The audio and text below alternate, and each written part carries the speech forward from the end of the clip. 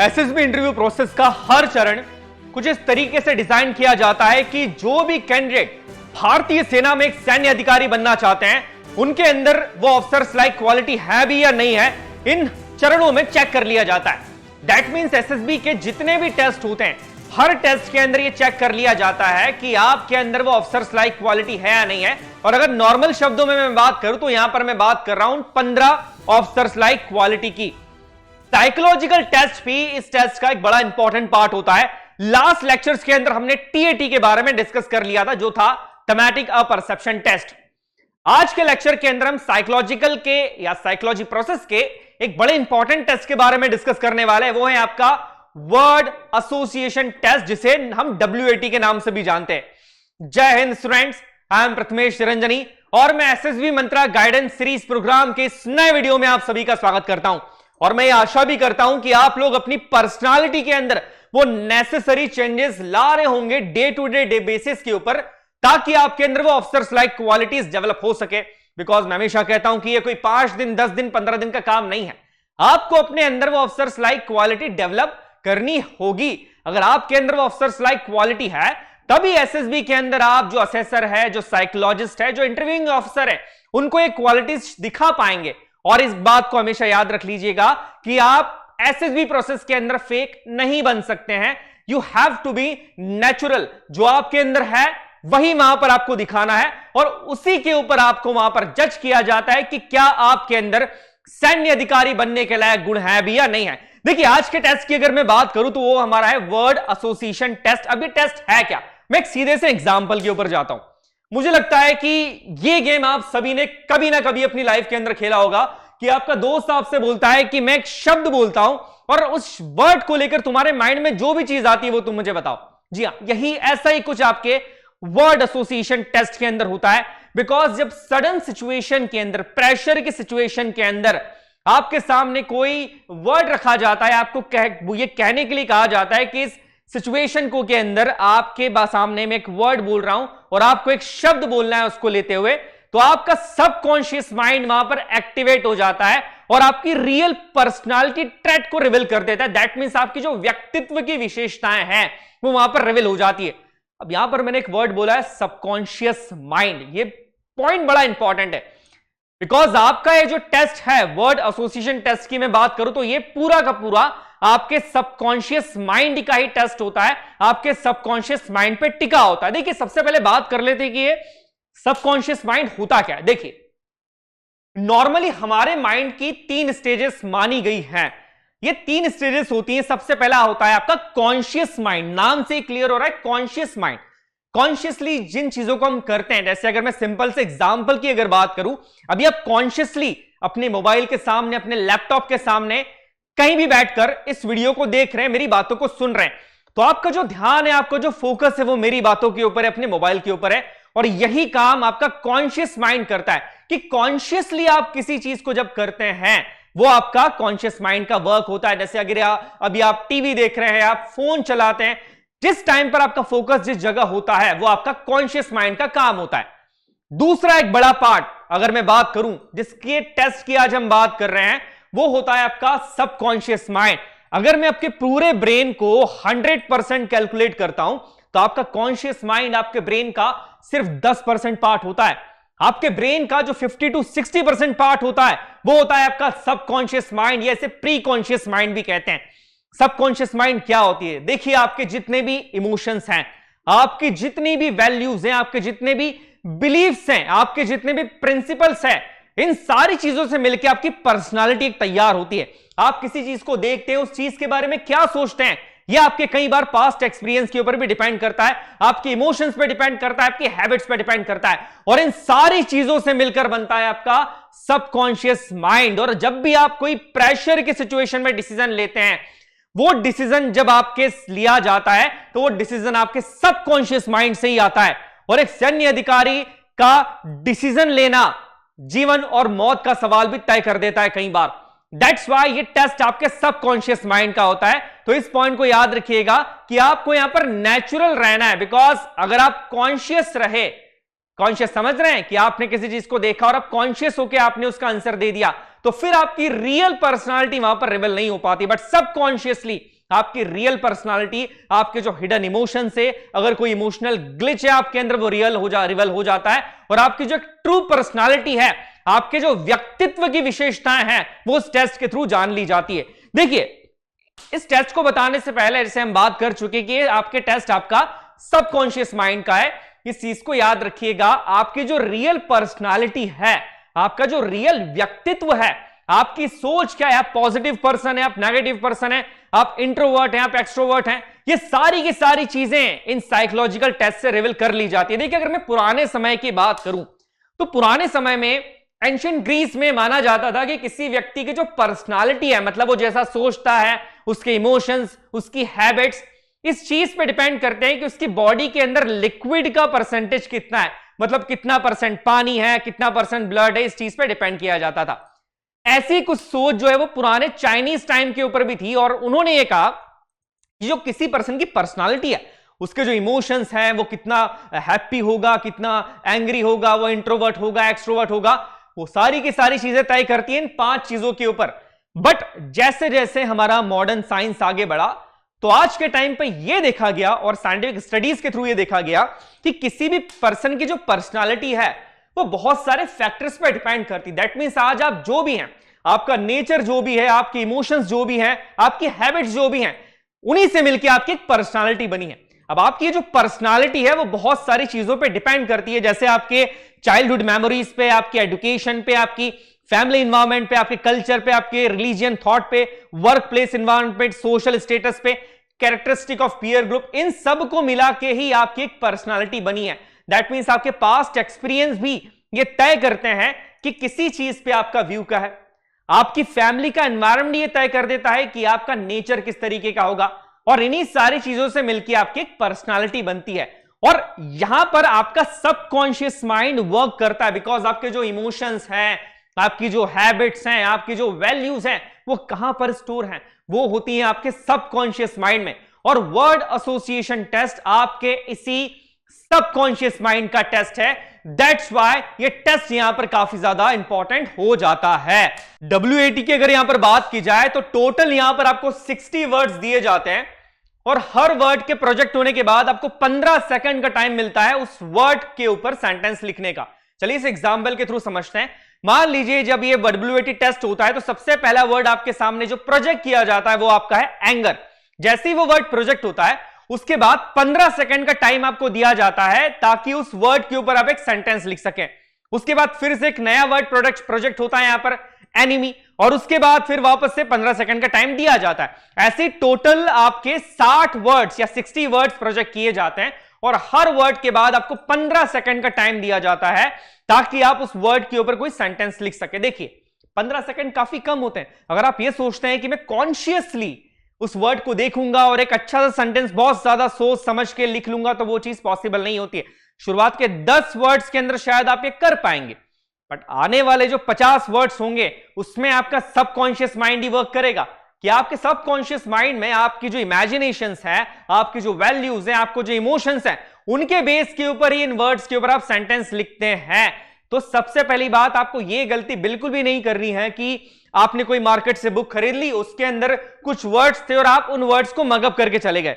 एक कुछ वर्ड्स जिनको नॉर्मली नेगेटिव वर्ड्स कह दिया जाता है, हालांकि नेगेटिव वर्ड्स जैसा कुछ नहीं होता, आपका परसेप्शन पॉजिटिव या नेगेटिव होता है। मान लीजिए एक वर्ड है सुसाइड।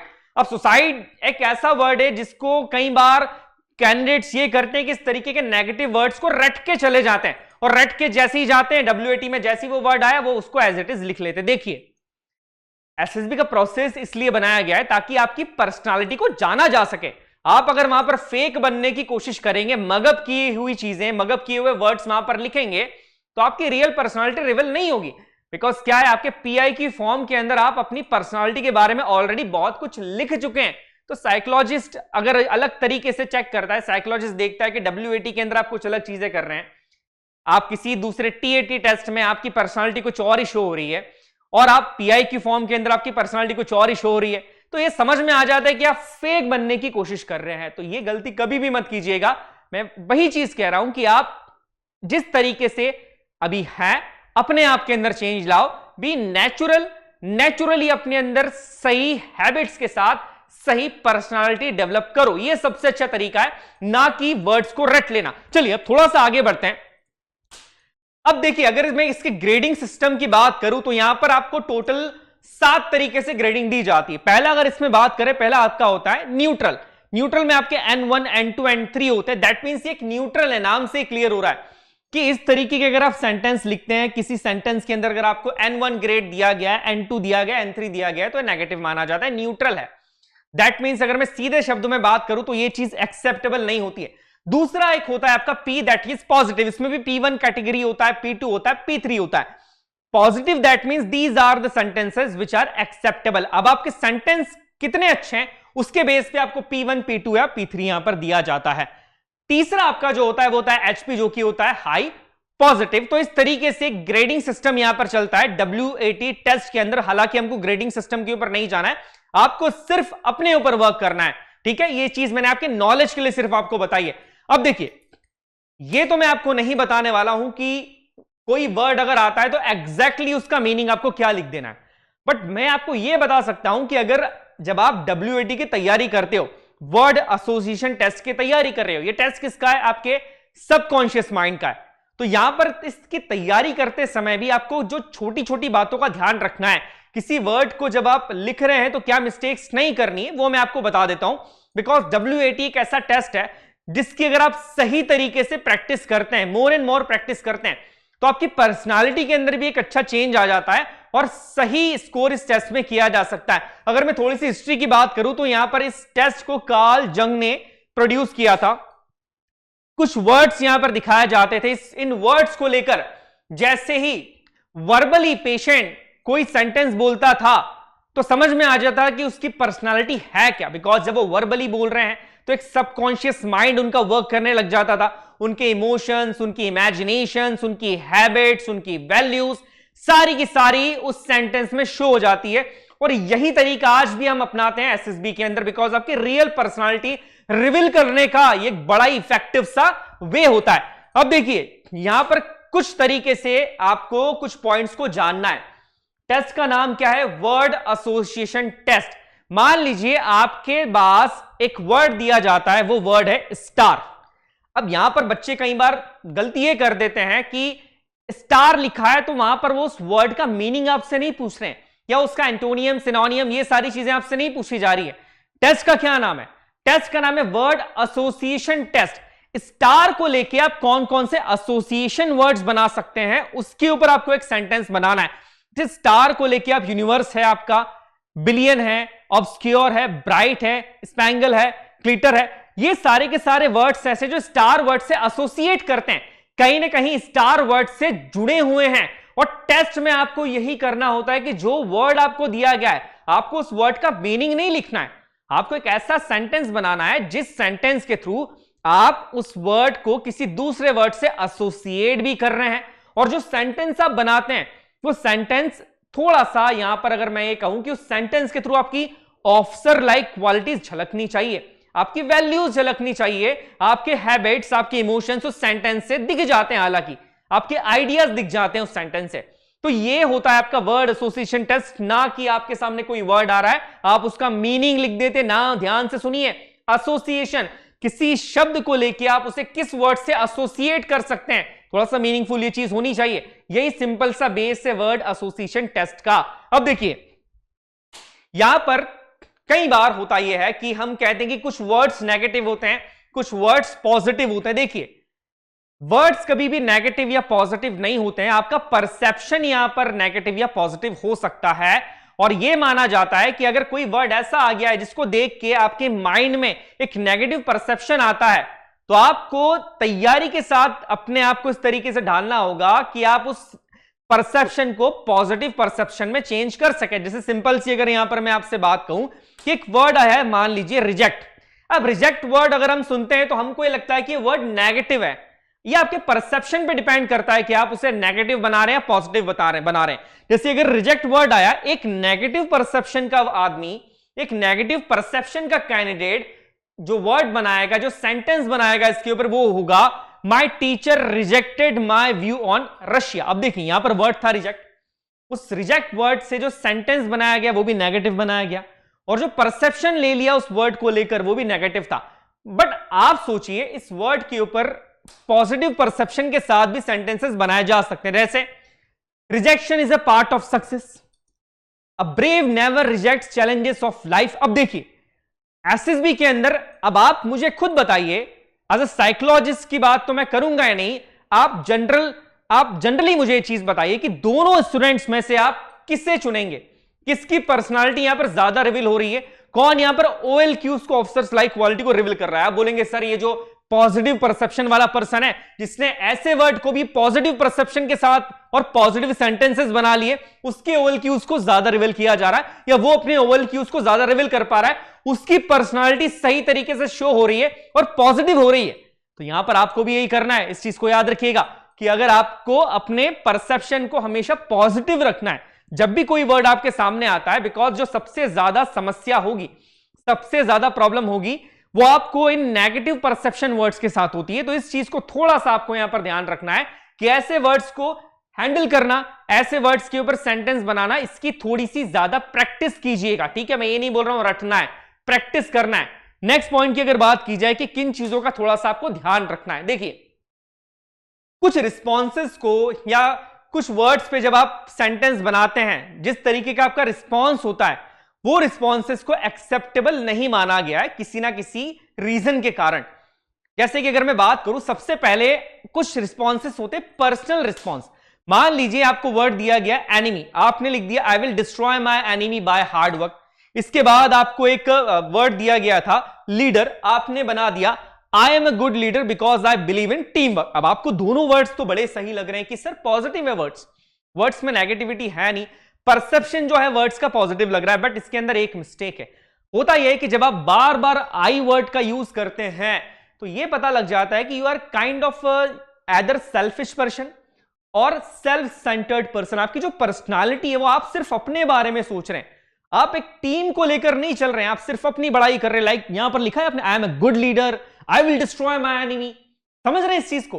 तो यहां से साइकोलॉजिस्ट को ये पता लग जाता है कि आप थोड़े से सेल्फ सेंटर्ड पर्सन हैं या थोड़े से ईगोइस्टिक पर्सन है। तो कभी भी इस तरह के सेंटेंसेस आपको नहीं बनाने, थोड़ा सा इन सेंटेंसेस को अवॉइड यहां पर करना है। तो जब भी आप इसकी प्रैक्टिस कर रहे हैं WAT की, आई से लेकर वर्ड्स को मत बनाइएगा, क्योंकि ये थोड़ा सा नेगेटिव इंप्रेशन यहां पर जाता है आपका। नेक्स्ट अगर मैं बात करूं, नेक्स्ट होते हैं आपके फैक्चुअल रिस्पॉन्सेस। अब फैक्चुअल रिस्पॉन्सेस क्या होते हैं, देखिए your heart pumps blood through your body, people use their legs to work. मान लीजिए आपके सामने एक वर्ड आता है हार्ट, आपने जो वर्ड बनाया वो क्या है, the heart, your heart pumps blood through your body. आपके सामने एक वर्ड आता है यहां पर लेग्स, आप लिखते हैं people use their legs to work. अब देखिए फैक्चुअल रिस्पॉन्सेस है, इन फैक्चुअल रिस्पॉन्सेस के अंदर गड़बड़ कुछ भी नहीं है। बट आप मुझे बताइए कि क्या इससे आपकी पर्सनालिटी शो हो रही है, क्या इससे आपकी इमेजिनेशन शो हो रही है, क्या इससे साइकोलॉजिस्ट को पता लग रहा है कि आपके अंदर जो आइडियाज बनाने की क्षमता है, आपके अंदर के इमोशंस क्या है, आपके अंदर की ऑफिसर्स लाइक क्वालिटी क्या है, क्या इन सेंटेंस से शो होगी? नहीं होगी। These are the simple facts. तो यहां पर अगर आप ऐसे सेंटेंस बनाएंगे तो इन सेंटेंस का कोई सेंस नहीं निकलता है, बिकॉज रियल मोटिव क्या है, आपकी पर्सनालिटी को जांचना, और इन सेंटेंस के थ्रू आपकी रियल पर्सनालिटी को नहीं जांचा जा रहा है। अब देखिए ऐसी कुछ और चीजें होती है, जैसे फंक्शनल रिस्पॉन्सेस। अब मान लीजिए आपको वर्ड दे दिया फोन, आपने उस पर सेंटेंस बना दिया फोन इज टू कॉल। आपको वर्ड दे दिया बाइक, आपने बना दिया बाइक इज टू राइड। आप फंक्शनल रिस्पॉन्सेस बता रहे हैं कि किसी चीज का फंक्शन क्या, अरे ये तो फंक्शनल रिस्पॉन्सेस है। इसमें आपका क्या आइडिया था, आपकी पर्सनालिटी क्या थी, इसमें आपने कौन सा आइडिया जनरेट किया, आपने कौन सी इमेजिनेशन यूज करी है, नहीं करी ना। तो इस तरह के रिस्पॉन्सेस का आपको नहीं देना है, ये सिंपल सी बात है। नेक्स्ट पॉइंट की बात की जाए, इस तरह के रिस्पॉन्सेस को भी अवॉइड करिएगा। इन रिस्पॉन्सेस को कहा जाता है डायरेक्टिव रिस्पॉन्सेस, जैसे you have to work hard to get success, you have to kill enemy once you saw him. अब देखिए वर्ड्स आपको सही लग रहे हैं, मान लीजिए यहां पर वर्ड आया सक्सेस था, यहां पर वर्ड जो था वो एनिमी था।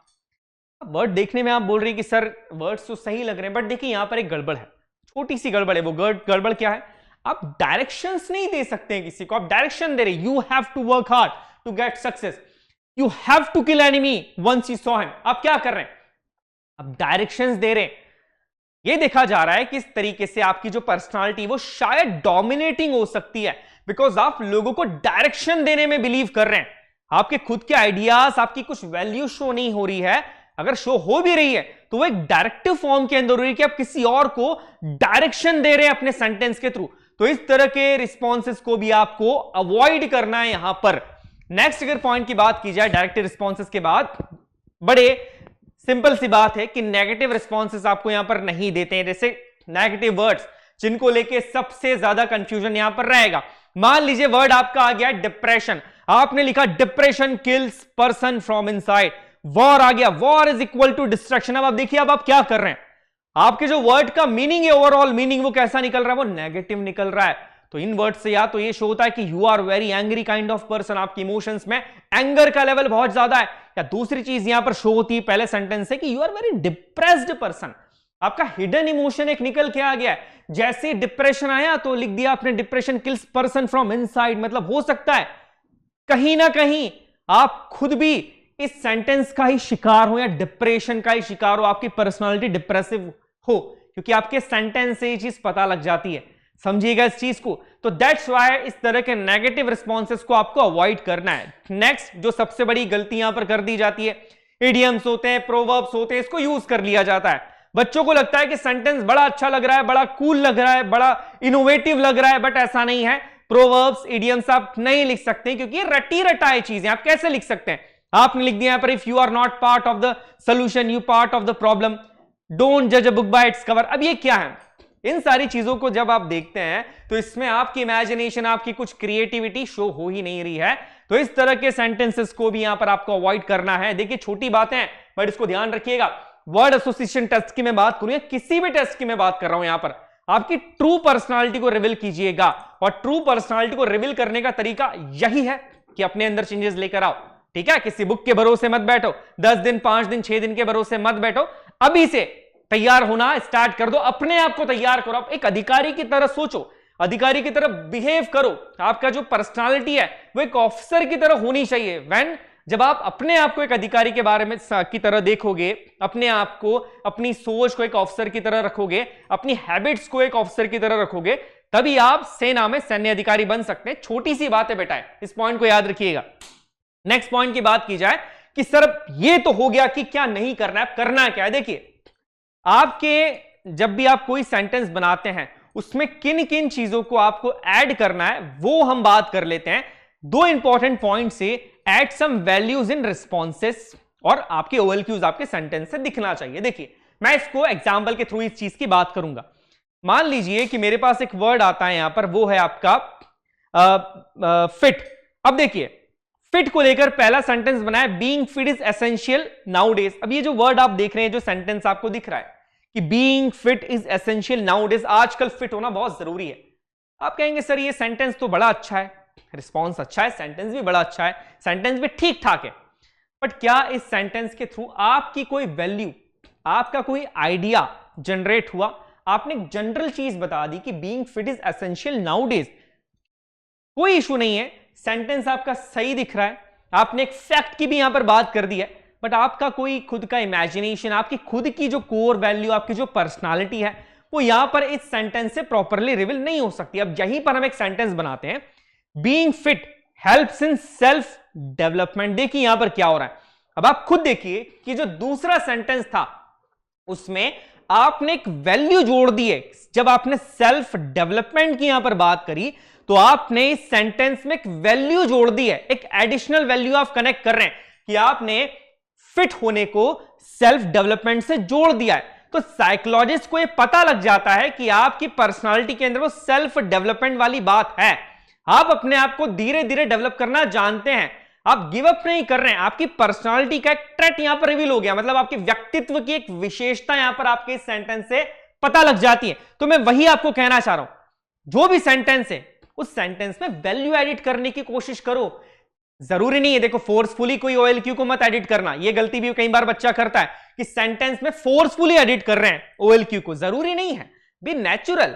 60 में से 5 सेंटेंस में अगर आपने फोर्सफुली ओएलक्यू को अगर आप ऐड करने की कोशिश कर रहे हैं तो उसका इंपैक्ट नेगेटिव ही जाएगा, वो दिख जाएगा साइकोलॉजिस्ट को कि फोर्सफुली आपने उस सेंटेंस में जरूरत नहीं थी, तब भी एक ओएलक्यू को आपने ऐड कर दिया। तो ये चीज का भी आपको यहां पर ध्यान रखना है। बट हाँ, इस चीज का ध्यान रखिए, जो भी सेंटेंस आप बनाते हैं उसमें कुछ ना कुछ वैल्यू ऐड करने की कोशिश कीजिए, अपने कुछ आइडियाज को वहां पर शो कीजिए, आपकी इमेजिनेशन को शो कीजिए उन सेंटेंसेस के साथ, तब जाके एक अच्छा सेंटेंस आप वहां पर बना पाते हैं। और टाइम है काफी कम, 15 सेकंड। दैट्स वाई इसमें प्रैक्टिस आपकी मेन की रहेगी, जितना ज्यादा हो सके प्रैक्टिस कीजिएगा। बट जब आप प्रैक्टिस कर रहे हैं तो भी सब कॉन्शियस होकर प्रैक्टिस कीजिए, ऐसा नहीं कि कॉन्शियस माइंड के साथ बैठ गए 4 वर्ड्स लिख लिए। अपने दोस्त के पास जाओ, कभी भी अपने दोस्त के पास चले जाओ, उससे बोलो कि जल्दी से 5 वर्ड्स बोल। जैसे ही आपका दोस्त एक एक वर्ड बोलना स्टार्ट करता है, उस टाइम पे लिखना स्टार्ट कर दो, बिकॉज उस टाइम पे आपका माइंड भी क्या है, सबकॉन्शियस स्टेट में ही रहेगा। तो टेस्ट किसका है, सबकॉन्शियस माइंड का, तो तैयारी भी कैसी होगी, सबकॉन्शियसली होगी। इस पॉइंट को याद रखिए। चलिए नेक्स्ट पॉइंट की बात करते हैं। नेक्स्ट चीज यहां पर है convey and sense of the word. जो भी वर्ड है उसका सेंस और एक आइडिया आपको हर वर्ड के साथ, हर सेंटेंस के साथ कन्वे करना है। जैसे यहां पर मान लीजिए वर्ड आपके पास आया था ह्यूमैनिटी, आपने लिखा humanity is a part of human behaviour, ठीक है, ये सेंटेंस ठीक है। बट नेक्स्ट सेंटेंस आप लिखते हैं we must act against the crime against humanity as Indian citizen. अब आप मुझे बताइए किसमें इस वर्ड का, ह्यूमैनिटी वर्ड का सेंस ज्यादा जनरेट हो रहा है, ज्यादा डिप्लिक्ट हो रहा है, किसमें आपका नॉलेज ज्यादा दिख रहा है, किसमें आपने एक आइडिया ज्यादा लगाया है, आपने एक आइडिया कन्वे किया है। आप बोलेंगे सर सेकंड सेंटेंस में, हां यहां पर दिख रहा है we must act against the crime against humanity as Indian citizens. यहां पर आपने 2 से 3 मैसेजेस को भी कन्वे कर दिया और एक आइडिया भी आप लेकर आ गए। तो मैं यही बात आपको बताना चाह रहा हूं कि जब भी ऐसे सेंटेंसेस आते हैं, जब भी कोई वर्ड आता है, उस वर्ड के साथ अपना एक आइडिया, अपना एक मैसेज, अपनी एक वैल्यू उस सेंटेंस के साथ कन्वे करने की कोशिश कीजिए। यह चीज बड़ी इंपॉर्टेंट होती है। Next, give logical conclusion. अब लॉजिक क्या होता है, देखिए लॉजिकल होना, इनलॉजिकल होना, यह भी आपके सबकॉन्शियस माइंड का ही पार्ट होता है। रीजनिंग भी आपके सबकॉन्शियस माइंड का ही पार्ट होता है। अब मैं इसके ऊपर ज्यादा नहीं बोलूंगा, मैं आपको एक सेंटेंस बताता हूं और आप खुद देखकर सोचिए कि क्या यह सेंटेंस लॉजिकल है। आपके पास वर्ड आया था एजुकेशन, आपके माइंड में एक सेंटेंस आता है, आप उस पर लिखते हैं 15 सेकंड में कि education helps to stop war. अब क्या आप मुझे बताइए कि क्या यह सेंटेंस लॉजिकल है? एजुकेशन के थ्रू वॉर को स्टॉप किया जा सकता है? क्या ऐसा है जिन कंट्रीज में एजुकेशन का लेवल ज्यादा है वहां पर वॉर होता ही नहीं है? या कुछ ऐसा है कि जिन कंट्रीज में एजुकेशन का लेवल कम है वहां पर हमेशा जंगी चलती रहती है? तो इस तरीके के जो इनलॉजिकल रिस्पॉन्सेस होते हैं उनको आपको अवॉइड करना है। समझिए इस बात को, लॉजिकल चीजें दीजिए। जबरदस्ती बच्चा, कई बार कैंडिडेट्स क्या करते हैं कि बड़े हैवी वर्ड जबरदस्ती यूज करने की कोशिश करते हैं कि एजुकेशन आ गया तो मैं वॉर को यूज कर दूंगा, मैं बता दूंगा कि एजुकेशन से वॉर को रोका जा सकता है। ऐसे हैवी वर्ड्स यूज नहीं करने, आप करिए जहां पर रिक्वायरमेंट है। अब जबरदस्ती जब इन चीजों को ऐड करते हैं तो आपका जो सेंटेंस है वो बड़ा इनलॉजिकल सा बन जाता है और यहां पर आपकी पर्सनालिटी का ट्रेट रिवील होता है, एक आपकी एक व्यक्तित्व की एक विशेषता रिवील होती है कि यू आर कंफ्यूज्ड पर्सन, आप बड़े कंफ्यूज से हैं, आपको पता नहीं लगता है कि किस वर्ड का कहां यूज किया जाए और आपकी जो एक इमेज है वो थोड़ी सी नेगेटिव यहां पर सामने आएगी साइकोलॉजिस्ट के। तो इस पॉइंट को समझिएगा कि लॉजिकल आपको कंक्लूजन देना है। जब भी कोई वर्ड आता है एक लॉजिकल कंक्लूजन वहां पर दीजिए उस वर्ड के साथ। नेक्स्ट अगर यहां पर बात की जाए तो करना क्या है, देखिए कुछ छोटे छोटे पॉइंट्स का ध्यान रखिए। पहली बात, यूज प्रेजेंट टेंस। जब भी इन वर्ड्स को आप बनाते हैं, जब भी कोई वर्ड आपके सामने आता है, आप एक सेंटेंस बनाते हैं तो प्रेजेंट टेंस का यूज कीजिए, पास्ट में मत जाइएगा। हमने पीपीटीटी के टाइम पास्ट की बात करी थी कि picture perception and description test में हम एक स्टोरी हमको लिखनी होती थी, हम क्या करते थे, हम पहले उसके पास्ट की बात करते थे, फिर प्रेजेंट में क्या चल रहा है उसकी बात करते थे, फिर फ्यूचर के ऊपर जाते थे। यहां पर जब कोई वर्ड आपके सामने आता है तो यहां पर आप उसको पास्ट से नहीं रिलेट किया जा रहा है, आपकी प्रेजेंट कंडीशन में आप प्रेजेंटली उस वर्ड को देखकर आपके माइंड में क्या चीज आती है सबकॉन्शियस माइंड के थ्रू वो चेक किया जा रहा है। तो आपको जो सेंटेंसेस बनाने हैं वो आपको प्रेजेंट में बनाने हैं। देखिए ये कोई एसेंशियल नहीं है, आप अगर 1-2 सेंटेंस पास्ट में बना देते हैं तो इट्स ओके, बट आप सारे ही सेंटेंस आपने 10-12 सेंटेंस पास्ट में बना दिए तो वो सेंसेबल नहीं होगा। हो सके जितना हो सके, और मैं तो यही कहूंगा कि आप सेंटेंस जब बनाएं उसे प्रेजेंट टेंस में बनाइए। दूसरा, बी नेचुरल रहिए, अननेचुरल रिस्पॉन्सेस को मत लाइए, फोर्सफुली रिस्पॉन्सेस को मत लाइए। देखते ही जो चीज पहली बार माइंड में आती है उसको लिखना स्टार्ट कीजिए। ये चीज घर पे प्रैक्टिस कीजिए और कैसे करना है सबकॉन्शियस माइंड के साथ मैंने बता दिया है ये नहीं कि किताब लेके बैठ गए 10 वर्ड दिखे लिखना स्टार्ट कर दिया, नहीं, सबकॉन्शियसली जाके पूछ लो दोस्त से, मम्मी से, पापा से, बहन से कि मुझे 5 वर्ड्स बताओ जल्दी से, एक एक करके वो वर्ड्स बताएं, आप लिखते जाओ। तो सबकॉन्शियस टेस्ट है, प्रैक्टिस भी कैसी होगी, सबकॉन्शियसली होगी and be natural. Next point की यहां पर बात की जाए, वो आपका यहां पर होता है अवॉइड रिपीटेशन। रिपीटेशन किसका? अवॉइड रिपीटेशन ऑफ आइडियाज, कि 5 वर्ड आपने लिखे, आप सेम आइडियाज दिए जा रहे हैं, अगेन नेक्स्ट वर्ड आया, फिर उस सेंटेंस के अंदर आपने सेम एक आइडिया दे दिया, सेम एक वैल्यू पुट कर दी, सेम एक OLQ शो करने की कोशिश करी है, वो मत कीजिएगा। समझ में आएगा ना, नेचुरल नहीं है रिस्पॉन्स। या फिर ये भी हो सकता है कि आपके पास और कोई दूसरी वैल्यू है ही नहीं, आपकी इमेजिनेशन लिमिटेड हो गई है, आपके पास इसके अलावा और कोई आइडिया है ही नहीं। तो अगर आप रिपीटेशन करते हैं तो आप खुद अपनी पर्सनालिटी पे एक लिमिटेशन लगा रहे हैं। साइकोलॉजिस्ट जितना ज्यादा आपके दिमाग में झांकना चाहता है, जितना ज्यादा आपकी पर्सनालिटी को जानना चाहता है, आप एक ब्लॉकेज, एक दरवाजा लगा देते हैं अपने आप को लिमिट करके। तो डोंट लिमिट योर सेल्फ, ये चीज याद रखिए, है ना, लिमिट नहीं करना है अपनी सेल्फ को। Next, it is not the test of meaning. देखिए इस पॉइंट को याद रखिए, मीनिंग का टेस्ट नहीं है कि कोई वर्ड आ गया आपने उसका मतलब लिख दिया, है ना, सिनोनियम लिख दिया उसका बड़ा अच्छा सा, ये मीनिंग का टेस्ट नहीं है। आपके जो रिस्पॉन्सेस होना चाहिए वो आपको सेंटेंस के फॉर्म में लिखना है। सेंटेंस बहुत बड़ा भी नहीं लिख देना है, बहुत छोटा भी नहीं होना चाहिए। इन चीजों का आपको ध्यान रखना है, और ना कि आपको ये करना है कि आपके सामने एक वर्ड आया, आपने उसका सिर्फ मीनिंग लिख दिया। ये मीनिंग का टेस्ट नहीं है आपके, तो ये छोटी छोटी बातों को याद रखिए। नेक्स्ट, आपकी हैंडराइटिंग। देखिए जब आप लिख रहे हैं किसी चीज को, पीपीडीटी के अंदर भी मैंने आपसे कहा था, टीएटीबी में भी मैंने आपसे कहा था, आपकी हैंडराइटिंग जो है वो एटलीस्ट इतनी अच्छी होनी चाहिए कि सामने वाला उसे पढ़ सके। हाँ, ये आपकी हैंडराइटिंग का टेस्ट नहीं है। ऐसा नहीं कि आप बहुत ब्यूटीफुली जब तक नहीं लिखेंगे आपके वर्ड्स को तब तक आपको नंबर नहीं दिए जाएंगे। ये आपकी हैंडराइटिंग का टेस्ट नहीं है, बट इसका मतलब ये नहीं है कि आपकी हैंडराइटिंग आप बड़ी खराब लिख रहे हैं। आप ऐसे लिख रहे हैं कि जो साइकोलॉजिस्ट को या जो इंटरव्यूइंग ऑफिसर है जो चेक कर रहे हैं उनको समझ ही नहीं आ रही है। तो अपनी हैंडराइटिंग को हो सके ऐसी बनाइए कि सामने वाला आपकी हैंडराइटिंग को समझ सके, और जितना हो सके ग्रामेटिकल एरर्स मत कीजिएगा सेंटेंसेस के अंदर, ठीक है। छोटे छोटे ग्रामेटिकल एरर्स मत कीजिएगा। जो सेंटेंस लिख रहे हो उसे एरर फ्री लिखो, बी नेचुरल, एरर फ्री अगर सेंटेंसेस लिखते हैं तो इंपैक्ट ऑब्वियसली अच्छा पड़ेगा ना। मेरे सामने कोई सेंटेंस आ रहा है जिसमें ग्रामेटिकल मिस्टेक है, एक सेंटेंस आता है जिसमें ग्रामेटिकल मिस्टेक नहीं है, तो ऐसे सेंटेंसेस लिखो जिसमें ग्रामेटिकल मिस्टेक्स ना हो। अपनी ग्रामर पे थोड़ा सा वर्क कीजिएगा। Next, make sentences based on current affairs and general knowledge, जितना हो सके। अगर आप, मैंने कहा है आपसे कि हर जगह OLQs को शो करने की जरूरत नहीं है। अगर किसी वर्ड को लेके आपको करंट अफेयर से रिलेटेड कोई पॉइंट नजर आ जाता है, आप एक सेंटेंस बना सकते हैं जिसमें आप करंट अफेयर्स की बात कर रहे हैं, आपका एक जनरल नॉलेज शो कर रहे हैं, तो गो फॉर दैट। आपकी इमेजिनेशन में अगर वो चीज पहले क्लिक हुई है तो गो फॉर दैट। उससे भी तो यही शो हो रहा है कि यू आर अवेयर, आपको करंट सिनेरियो के बारे में पता है, आपका नॉलेज अच्छा है, ठीक है। तो लिमिट मत करो कि मैं तो सिर्फ 15 OLQs पे ही सेंटेंस बनाने वाला हूं, या मैं तो सिर्फ वैल्यूज के बारे में लिखूंगा, जरूरी नहीं है। आपके सामने अगर कोई सेंटेंस आता है उसको लेकर अगर आप करंट अफेयर्स या जनरल नॉलेज से लेकर आपको एक सेंटेंस बनाना चाहते हैं, एक इमेज आपके माइंड में सडनली क्लिक होती है, तो आप उस पर सेंटेंस बनाइए, कोई मनाही नहीं है इस चीज के लिए। आगे अगर यहां पर बात की जाए तो आगे कुछ और पॉइंट्स है, जैसे डोंट मग अप। मैं आपको बता चुका हूं ये बहुत बड़ी गलती है, सबको पता है फिर भी सब करते हैं, मग अप करते हैं। मग अप बिल्कुल मत करना, अपने पॉइंट्स खुद से लिखो, ठीक है। कोई वर्ड अगर आता है, नेगेटिव वर्ड है, सुसाइड की मैं बात करूं, डिप्रेशन की बात करूं, नेगेटिव वर्ड आ रहे तो अपने सेंटेंसेस आप बनाओ, मग अप मत करो। बिकॉज देखिए जब आप इंटरव्यूइंग ऑफिसर या अगर मैं साइकोलॉजिस्ट की ही बात करूं SSB में, उनको पता है, वो काफी टाइम से वहां पर हैं, they are very good at their job. आप जब एक रटा रटाया रिस्पॉन्स लिखकर आओगे तो समझ में आ जाएगा उनको कि आप वहां पर क्या कर रहे हो, ठीक है। तो ये चीज गलती मत कीजिएगा। Next, don't insert OLQ forcefully, जिसके बारे में हम बात कर चुके हैं।